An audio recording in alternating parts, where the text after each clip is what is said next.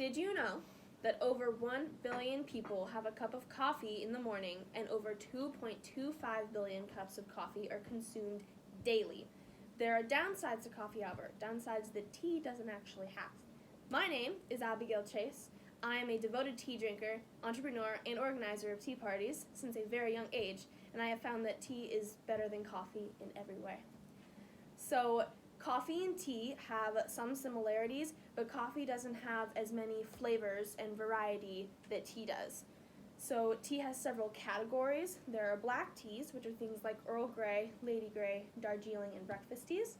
There are green teas, which are things like matcha, and there's also herbal teas, which is like chamomile, ginger, peppermint, lemon hibiscus, and another favorite flavor is chai tea, which actually translates in Hindi to tea, because chai means tea. So tea can have many different flavors, and coffee can have flavors too, but that comes from different sweeteners.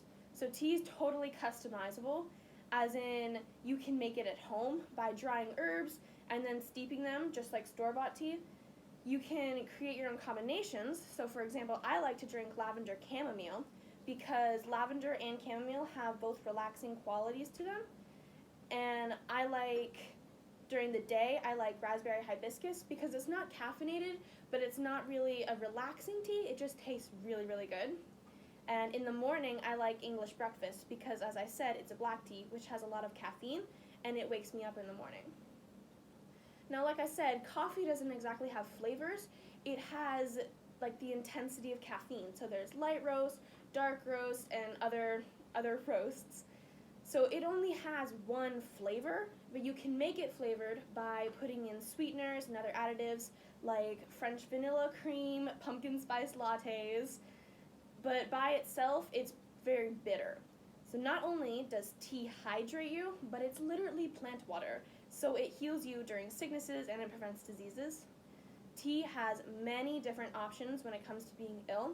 It can be a throat coat. So when you have a sore throat, it layers the back of your throat with the ginger so that when you swallow or when you eat food, it doesn't hurt anymore. And if you drink peppermint tea, then it's a respiratory helping hand.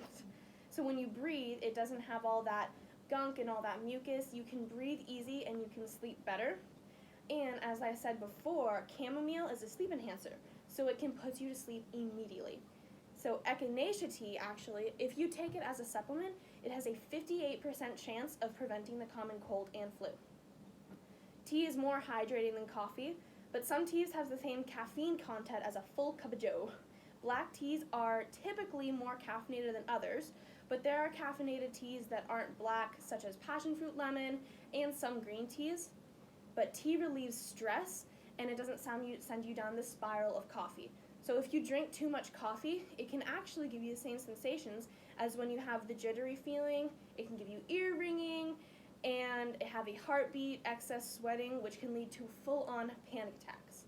Tea has many antioxidants that contribute to the prevention of cancers and tumors, and it also aids in weight loss by increasing your energy and your metabolism. It whitens your teeth, unlike coffee, which, since coffee has a very distinct color, it darkens them. But if you drink herbal teas more, then it keeps your teeth very nice and white. Now, coffee is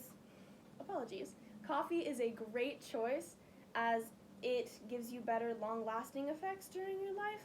Tea's still better, but it's many people's favorite drink in the morning. So there have been studies done, and it's suggested that coffee may decrease your chance of having Alzheimer's, diabetes, cancer, Parkinson's, and a couple other diseases.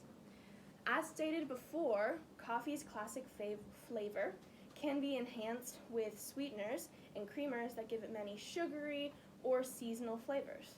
Coffee is a favorite that can be used to dip things in, like donuts, cookies, and other sweet treats. So, in conclusion, there are good sides to coffee, but tea trumps it overall by a mile. It has multiple flavors, different healing qualities, the ability to wake you up in the morning, and power you down when you like to go to sleep. And the preventative properties for diseases are unbelievable. There is so much more to tea than what meets the eye or what meets the mouth. So drink tea, everybody. Thank you very much. Yay. This is my audience, and we're having a tea party.